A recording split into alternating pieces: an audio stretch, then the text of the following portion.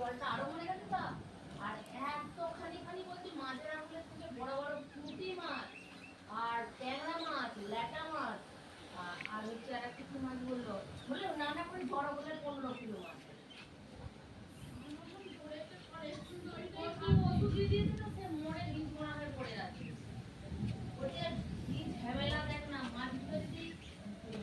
কিছু করে তোলার ব্যবস্থা হতো রাঙি ভাঙিয়ে